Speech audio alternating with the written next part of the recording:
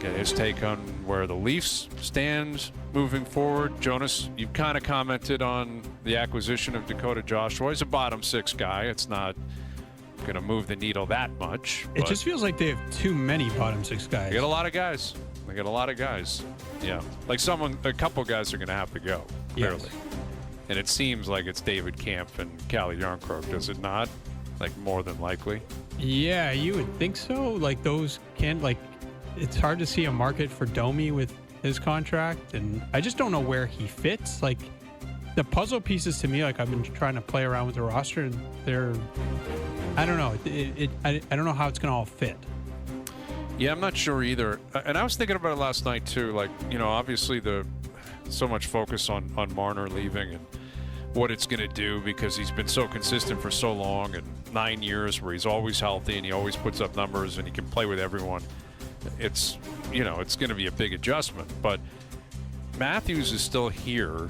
Mm-hmm. And, I think we're kind of looking past his ability and the pressure that should be on him and the expectation that should be on him. And I think in large part because of the season he had last year, the worst season of his career, injury-riddled, never looked like himself. But if that guy is back to where he's supposed to be, mm-hmm. then whoever he plays with, he should drive the line. Like, it should be a great line. You put him and Matthew Nyes together, yes, it can't just be a plug on the right wing, clearly. But put anybody there who's capable of keeping up, he should be able to drive a line that's capable of being a true number one line in the league that produces and dominates just because of who he is and what he's capable of doing.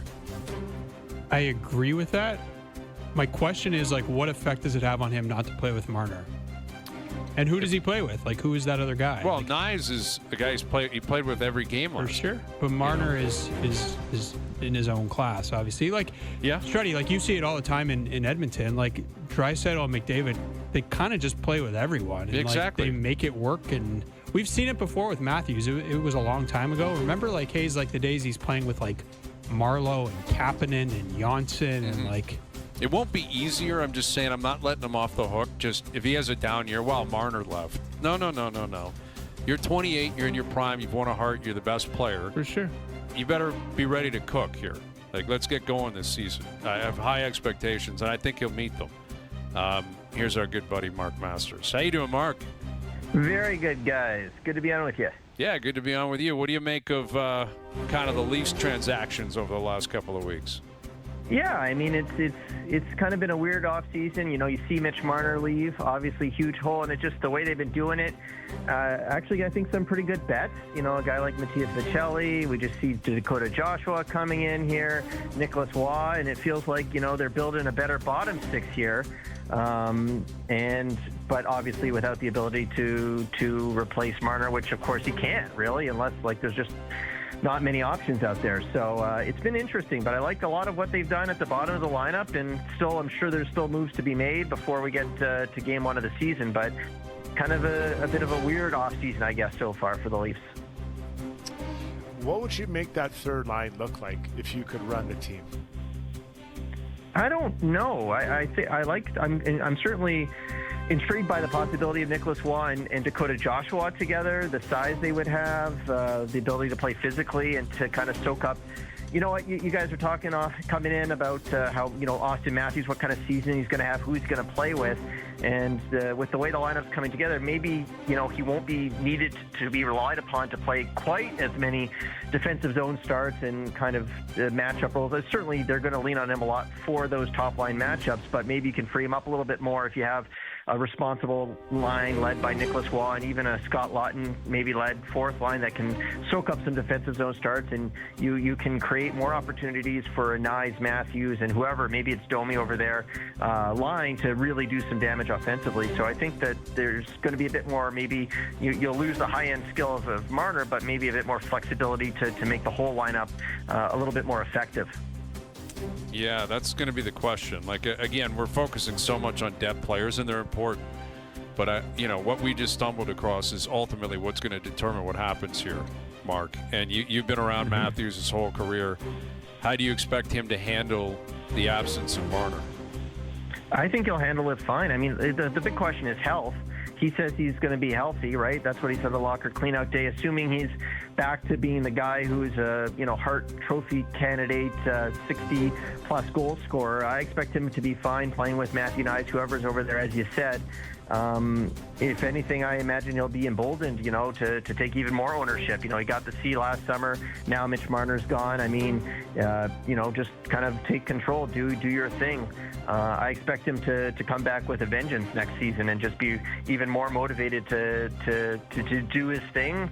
He's the best goal scorer that we've seen in this generation. So huge expectations for him next season. I imagine he's going to meet him. Mark, if Craig Berube called you up this summer, and maybe he has already, could happen, or he texted you, and he said, who do you think I should play on that right side with Matthews? Because you and I both know he didn't like, and maybe hate is too strong, but he was pretty much against playing Nylander with Matthews really like the entire year, even in the playoffs when Marner Matthews wasn't really working. So if he called you and he said, who should I play there? Who is it? I'd put Domi there. That he and Matthews work well. And I'm sure there's some reluctance, right? The reason maybe Nylander didn't get a long look with Matthews or a longer look with Matthews is just the preference to play Matthews against top lines and in defensive situations, and maybe you don't want Nylander there. Maybe you don't want Domi there, of course. But there's no perfect answer to the question right now. There's no perfect player to slot in there. So I would go. Domi got off to, as we know, did not have a great year last year. I go to him and say, I'm putting you in a prominent spot. You played well with Matthews. You get this chance to start. Go to work. That's what I would do. Matthews and Knies have good chemistry. Domi and Matthews have played well in the past. And then Tavares and Nylander, you should have another effective line there, and then you build out from there, and you hope you have a good kind of shutdown third line that you can entrust to the defensive matchups, and that's what I would do. That's at least how I would start. And obviously things are going to bounce around, but you've got to get more out of Domi during the regular season next year, and I think that's a great way to do it as well. Masters, I've been screaming all the way from Edmonton that the Leafs need to get a puck-moving D. They don't have enough of it, or they have maybe one. These guys aren't exactly biting. Jonas is nodding his head now, like, yeah, I'm with you, Struddy. But what do you say, Masters? Are you happy with what they have there, or do they need the guy I gave an example to is Shane Gothenspier? Not saying they can get him or he's the perfect guy, but quick puck-moving, get it up to this group of forwards. Yeah, I mean, Brad Treliving acknowledged that in his postmortem of the season, is that they'd like a little bit more of that element on the back end. It's just everyone's kind of locked in on the defensive side, and they focus so much on trying to fill some holes up front that it's kind of been a forgotten thing. Like, everyone's locked in there. A lot of questions about Morgan Rielly. He's obviously got the no-move clause. Maybe he gets a bounce back. I suspect he'll be back on the top power play unit with Marner moving on as the quarterback. We'll see. Obviously, he's been there in the past. Maybe you can, with 1 year under his belt with Craig Berube's system, he'll be a bit more comfortable and can just, be more of himself. It's a question mark for sure, but they have lacked that, and it doesn't look like there's an easy answer to that question either. But I would agree that they could use that. It certainly was evident that it was lacking. That said,